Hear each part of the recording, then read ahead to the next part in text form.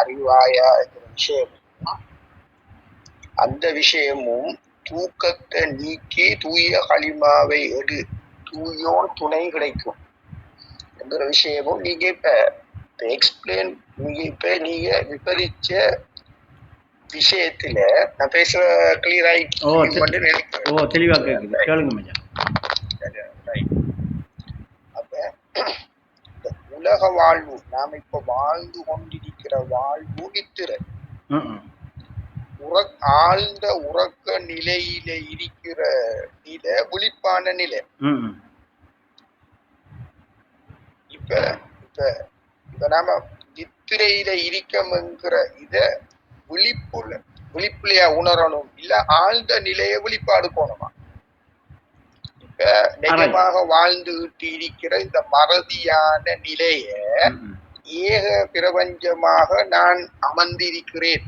நம்ம தியானம் செய்யும் போது நான் ஏக வியாபகமாக நான் இருக்கின்றேன் என்ற நிலைய, அத உள்ளத்துல இருக்கிற நிலைய ஒப்புட்டா அத உள்ளத்துல சரிபடுத்துற. மச்சான், இதுல நல்ல ஒரு விஷயம் கேட்டீங்க, நான் அதை கொஞ்சம் முழங்கப்படுத்திட்டார். இப்ப இதுல சின்ன ஒரு நுட்பம் ஒன்றிருக்கு மச்சான். ஆரம்ப பிள்ளைகள் பிடிச்சிக்க மாட்டாங்க, இருந்தாலும் இதை நீங்க கொஞ்சம் நல்லா கிரகிச்சிங்களா நான் என்ன செல்ல வாரனுங்கிறத விளங்கி எடுக்கணும். இன்னைக்கு நான் சரியாத்தான் சொல்றேன், அது பிடிச்சு கொள்ற அளவுல நம்மட பக்குவங்கள் இல்லாததுல கொஞ்சம் கஷ்டமா இருக்கு, அவ்வளவுதான். இப்ப ஆழ்ந்த உறக்க நிலையில ஒரு விழிப்பு ஏற்படும் என்று சொல்றது ஆரம்ப பிள்ளைகிட்ட, அது பிள்ளையல்ல அப்படி சொல்றது.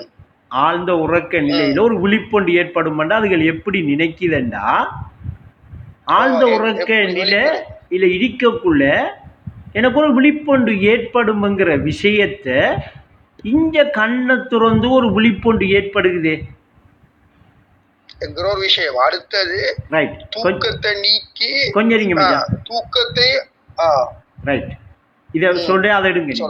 இப்ப இங்க பழக்க வழக்கத்துல கண்ணை முழிச்ச உடனே ஒரு விழிப்பொண்டு ஏற்படுற மாதிரி ஆழ்ந்த உறக்க நிலையிலையும் ஒரு விழிப்பொண்டு நமக்கு ஏற்படும் என்று ஒரு கற்பனைக்கு போகுது. தெளிவா விளங்குதா விஷயம்? இப்ப நாம அதுக்குதான் இப்ப எடுத்த பேச்சில தெளிவா விளங்கப்படுத்தினது என்னன்னா, கண்ணை கொண்டு பார்த்து இமைய விழிச்சு இன்ன விழிப்படுத்த இந்த கண் விழிப்பு, கண் விழிச்சத்தை என்ன சொல்றாங்க, நித்திரை என்று சொல்றாங்க.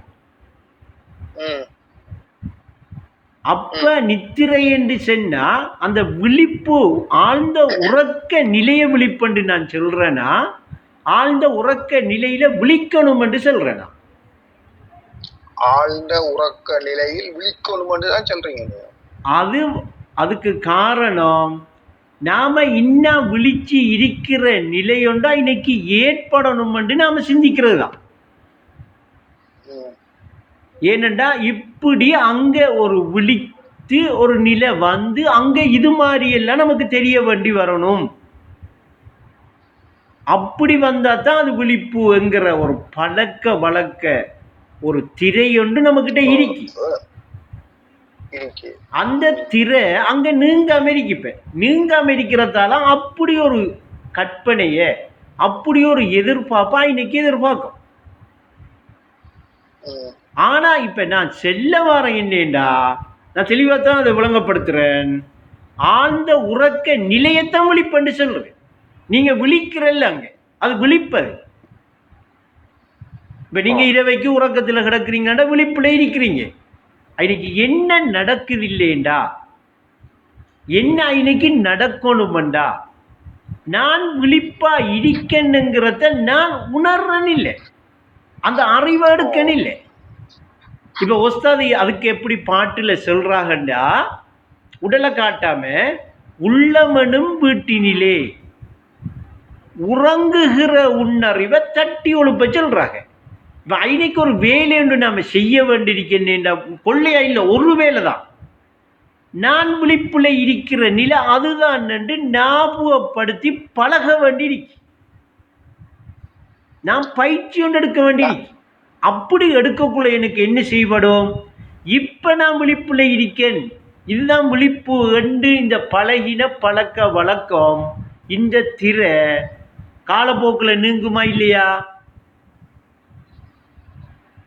நீங்கும். நான் ஆழ்ந்த உறக்கத்துல இருக்கக்குள்ள விழிப்புல இருக்கிறேன் என்கிற அந்த எப்படி தனிப்படுத்துறேன். ஆழ்ந்த உறக்கத்துல நான் இருக்கும் போது, நான் இப்ப நித்திரையில் இருக்கக்குள்ள ஆழ்ந்த உறக்கத்துல இருக்கிறேன். ஆழ்ந்த உறக்கத்துல இருக்கக்குள்ள நான் விழிப்புல தான் இருக்கிறேன் என்கிற பயிற்சியை எப்படி ஆரம்பிக்கிறேன், அதை எப்படி கொண்டு வர. இப்ப நீங்க அதுக்கு என்ன செய்ய? 2 வகையான பயிற்சி இருக்கு. ஒன்று ஒதுங்கி இருந்து தியானம் செய்கிற பயிற்சி ஒன்று, இன்னொன்று அன்றாட செயல்களோட செய்கிற பயிற்சி ஒன்று. முதலாவது அன்றாட செயல்களோட செய்கிற பயிற்சி என்னேண்டா மச்சான் ஆரம்பம். நான் என்ன வேலை செஞ்சுக்கிட்டு இருக்கக்குள்ளையும், நான் ஏதாவது ஒரு வேலை செஞ்சுக்கிட்டு இருக்கக்குள்ள நல்லா இப்போ நான் சொல்கிற விஷயத்தையே இருக்கிறீங்க, என்னையாவது என் தனிப்பட்ட ரீதியா இல்லாட்டி என்ன சம்பந்தமாவது ஒரு வேலை செஞ்சுட்டு இருக்கக்குள்ள எனக்கிட்ட இருக்கிற நினைவு அங்கேயும் இங்கேயும் போயிட்டு வருகுதா இல்லையா? உதாரணத்துக்கு நான் ஒரு கையிலே ஏதாவது ஒரு வேலை செஞ்சுட்டு இருக்கக்குள்ள நேற்று பயணம் போன ஒரு பயணத்தை நினைச்சு பார்க்குது. மரம் அப்படியே இடிக்கக்குள்ள அப்படியே கடைக்க போயிட்டு வருது, அப்படியே இடிக்கக்குள்ள மரம் காத்தங்குடிக்கு போயிட்டு வருது, அப்படி இருக்கக்குள்ள மரம் பதுளை போயிட்டு வருது, அப்படி இருக்கக்குள்ள கொழும்புக்கு போய் இப்படி நான் இருந்து ஒரு வேலை செஞ்சுக்கிட்டு இருக்கிற வேலை அப்படியே நடந்துக்கிட்டே இருக்க, அது தவறுதில்லை. நடக்க அங்க ஒரு எண்ணம் உண்டு, ஒரு நினைவு உண்டு, அங்கே இங்கேயும் அலைஞ்சு போயிட்டு வருதுவா. அப்படி போயிட்டு வாரத்தால ஏதாவது ஒரு செயற்பாடு ஒன்று நடக்குதா? சும்மா உதாரணத்துக்கு இப்ப கடையிலேயே ஏதோ ஒரு விஷயத்தை நம்ம என்ன நினைக்குது, இன்ன விஷயம் உண்டு, இப்படி ஒன்று நடக்கணும் சொன்ன உடனே அந்த கடையில் அது நடக்குதா இல்ல சும்மா எண்ணம் போயிட்டு வருகுதா? செயல்பாடு நடக்கல, திட்டமிடுது. இதை இப்படித்தான் செயல்படுத்தணும் மட்டும் திட்டமிடுது. அந்த திட்டமிடுதல் இருக்கே, அந்த திட்டமிடுதல் நாம திட்டமிடக்குள்ள ஓகே. இப்ப நாம ஒரு வேலையை செஞ்சுட்டு இருக்கக்குள்ள அந்த வேலையில கவனம் செலுத்தக்குள்ள இப்ப அதையும் நாம திட்டமிட்டோம்னா நம்முடைய நினைவும் எங்க இருக்கி? உலகத்தை சார்ந்தே இருக்கி. உலகத்தில பதிவோட உலகத்தை சார்ந்தே நாமளும் இருக்க, நம்முடைய நினைவும் இருக்கி. இப்ப நாம உலகத்திலே இருக்கிறது ஒரு பக்கம் இருக்க, நம்முடைய நினைவை இப்ப எங்க வச்சுக்கணும்? நாம நினைவு எதை வச்சிருக்கணும்ன்றதை இப்ப பயிற்சி. இப்ப நாம அதை எப்படி சொல்றாங்கன்னா, அலையும் உள்ளத்தை அடக்கி விடு, ஆத்தும சாந்திக்கு வழி பிறக்குமாங்க. அப்ப இன்னைக்கு என்ன செய்யுதுண்டா, நம்முடைய எண்ணம் நம்முடைய நினைவு அலைஞ்சிட்டு இருக்கு அங்கே இங்கே. இப்படி அலைஞ்சிட்டு இருக்கிறதால அது சம்பந்தப்படுறதால அங்க ஒன்றுமே நடக்க போறதில்லை. இப்ப அந்த எண்ணத்துக்கு அந்த நினைவுக்கு எதை நாம இப்ப கொடுக்க வேண்டி இருக்கண்டா, ஞாபகம் ஒன்றை கொடுக்க வேண்டி இருக்கு. அது என்ன? ஆழ்ந்த உறக்க நிலைய நினைக்கிற மாதிரி பழக்க வேண்டியிருக்க. இன்னைக்கு நல்ல தெளிவா இங்க எடுத்துக்க. இப்ப நாம என்ன வேலை செஞ்சாலும் நம்முடைய நினைவு எதுல சரிபட்டிருக்கணும்?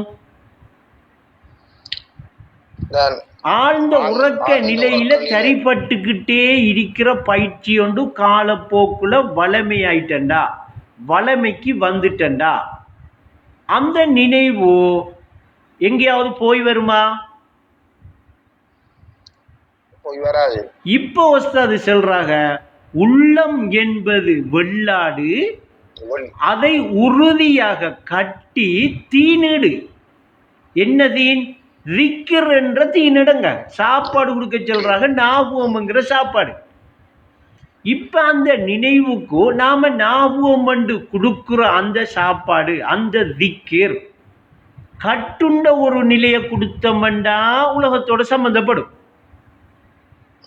வரைவிலக்கணத்தில் அமைஞ்ச எல்கையில் உள்ள ஏதாவது ஒரு பதிவை ஏதாவது ஒரு நினைவை கொடுத்தோம்னா அது அந்த நினைவும் எதோட சம்பந்தப்படும்? கட்டுண்ட உலகத்தோட உலகத்துடைய சம்பந்தப்படும். அவரு கனவுலாம் வாழ்றாரு, அவரு நினைவுக்கு வரல இன்னும்.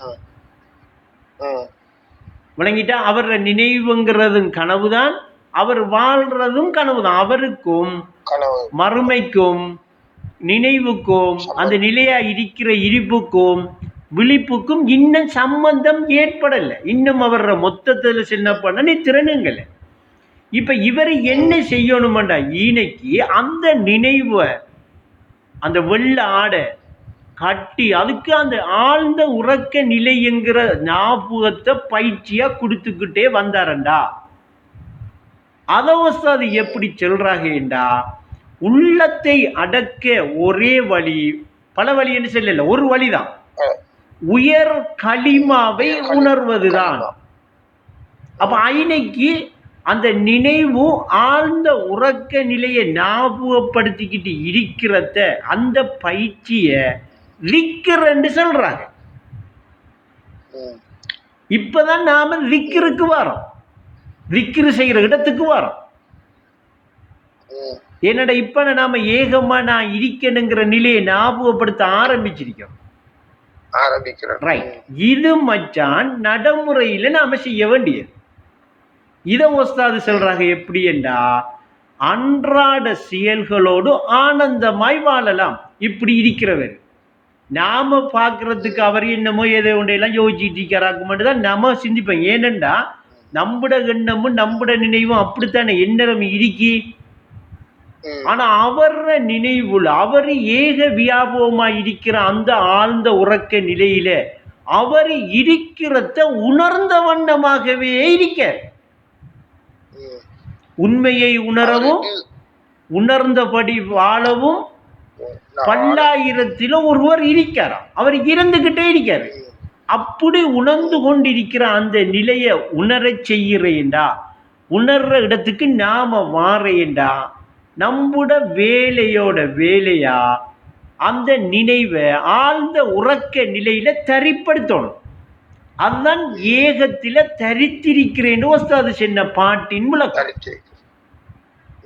இது நடைமுறையில செய்யறது ரைட்டா. இதோட இது ரெண்டு தண்டவாளம் மாதிரி, ரெண்டும் இப்ப ரெண்டு ரெக் இருக்கே அது மாதிரி. இதுல இப்ப ஒரு ரெக் இது. அடுத்தது மச்சான் கொஞ்சம் இருங்க, அடுத்ததை விளங்கப்படுத்தாரு. இது ஒரு ரெக். இது இப்ப நாம வேலையில் வளமையான வாழ்க்கையோட நாம தரிப்படுத்துறது ஏகத்தை, ரைட். இது ஒரு ரெக், சரியா? இப்ப இந்த ரெக்கை நாம இந்த பகலைக்கெல்லாம் செஞ்சோம்டா ஒரு அணு போல அந்த ரெக் என்ன செய்யும் தெரியுமா, கொஞ்சம் திரும்பும் ஏகத்தின் பக்கம், ஒள்ளுப்போம் ஒரு நூலளவு திரும்பிட்டு வைங்களேன், ரைட். இப்ப அடுத்தது நாம் உறக்கத்துக்கு போறோம். வளமையா உறக்கம் அந்த நினைச்ச நிலையத்தானே நாம நினைவுல பகலைக்கெல்லாம் நினைச்சிட்டு இருக்கோம். இப்ப உறங்குறதுக்கு போகக்குள்ள அந்த நிலை பகலைக்கெல்லாம் தரிப்படுத்தின மாதிரி உறக்க நிலையிலையும் தரிபடணுமா இல்லையா? நாம் அந்த நிலைக்கு தான் போறோம். இருந்தாலும் அத நினைச்சுக்கிட்டு இருக்கிற அந்த நினைவை விடலாமா? இப்ப நாம விடமாட்டோம். அப்ப ஐனுக்கு என்ன செய்யணும்டா, வளமையா தூங்குற மாதிரி போயாச்சு, கண்ணை மூடியாச்சு, அப்படியே உடம்ப நல்லா தொய்ய விட்டாச்சு, நல்லா அப்படியே ஃபுல்லா உடம்பு இடிக்கங்கிற ஒன்றே தெரியாத அளவுக்கு நல்லா லூஸ் ஆக்குறேன், நல்லா லூஸ் ஆக்கியாச்சு. அந்த நானுங்கிற ஏகமாக நான் இருக்கிறேன். இப்ப ஏகத்தில் தரிக்கத்தானே போறோம். தரிக்கிற நான் உரியபடி ஒரு திக்கிற செய்யணுமா இல்லையா?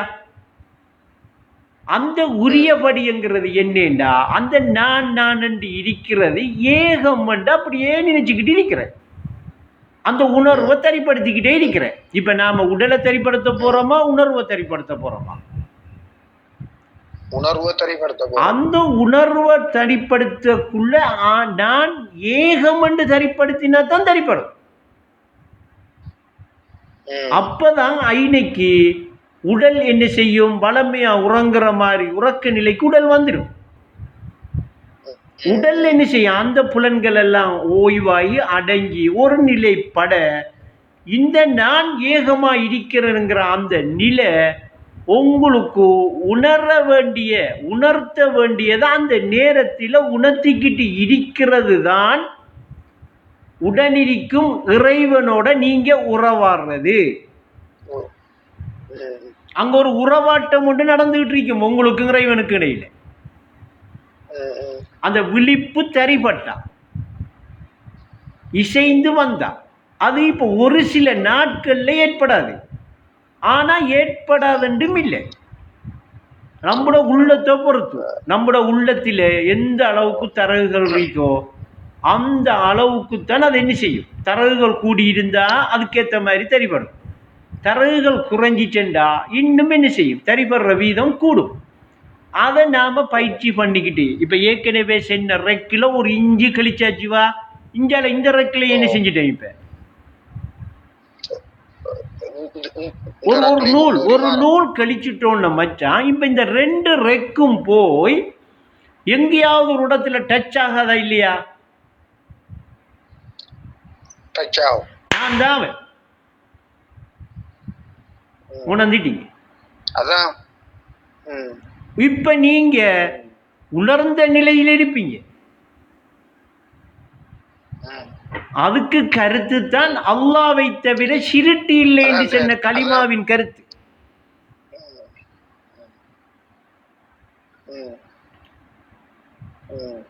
இது 2 பயிற்சியும் அது சரியாகும். மனுஷன் தானே, எல்லாரும் வானத்திலிருந்து இறங்கின. அனசாபி செண்டாப்பல அப்துல்லா பயில்வானண்டா ஒஸ்தாத வானத்தில் இருந்தா இறங்கினே.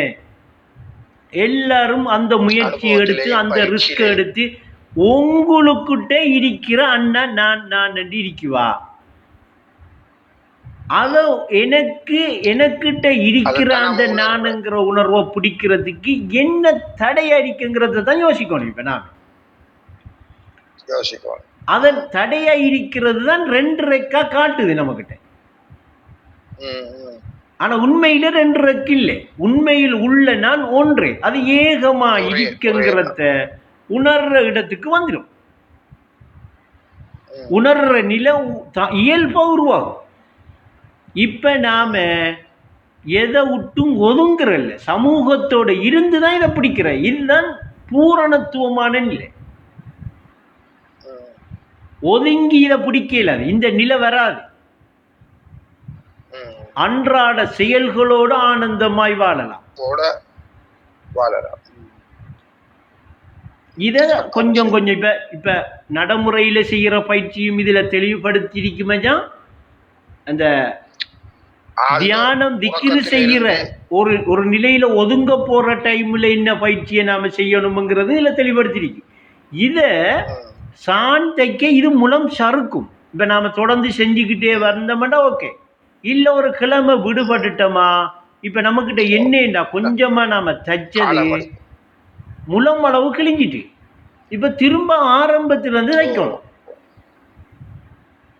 தொடர்ந்து ஒரு சில காலம் தொடரா செஞ்சிட்டோமா, தொடரா போயிட்டோமா, ஹக்காய் ஹக்கு அந்த நானுங்கிற உணர்வு தானுங்கிறது வெளிப்பட்டுரும். ஹக்காய் ஹக்கு ஒஸ்தாதி நீ என்று சொல்ற அந்த நானுங்கிறது தன்னிலையில உணரப்பட்டுரும். அப்ப அவருதான் ஆதியும் அந்தமும் லாகிரும் பாத்தினும் நான் என செல்லிட துணிவாகிறவர், துணிவுவாரவர். அப்ப இது 2 விஷயம். இப்ப நான் எந்த அனுபவத்துல நான் எப்படி போனேன்னு தான் நம்ம உங்களுக்கு விளங்கப்படுத்தி தரலாம். அதே மாதிரி ஒஸ்தாது அங்க சென்ன நடைமுறையை பார்த்தாலும் அப்படித்தான் இருக்கு. ஆனா இன்னைக்கு ஒஸ்தாத பாட்டு இப்ப நமக்கு என்ன செய்ய போகுதுண்டா, எங்கேயாவது நாம மிஸ்ஸிங் விடுவோம் தானே, சின்ன சின்ன தவறுகள் ஏற்படும். இன்னைக்கு அந்த பாட்டு வந்து நம்மளை தட்டி விடும், தெளிவுபடுத்தி அடுத்த கட்டத்தை தந்துடும். மறு தெளிவுபடுத்தி அடுத்த கட்டத்தை தரும். இப்ப அப்படி தெளிவுபடுத்தி அடுத்த கட்டத்தை இப்படி தருமங்கிறது தான் நாம் அதிகமாக இந்த உறவாட்டத்தில் பேசிட்டு இருக்கோம், விளங்கப்படுத்திட்டு இருக்கோம். ஏன் காலம் எடுத்துட்டு அது தட்டி விடல, இன்னும் அந்த அறிவை ஒழிப்பு விடல. இப்ப நாம செய்ய வேண்டியது அவ்வளவுதான். கட்டாயம் இதுல சரியான தெளிவை நம்ம கட்டாயம் அடைஞ்சே ஆகணும். இன்ஷா அல்லாஹ். நம்புலாம் இருக்கு.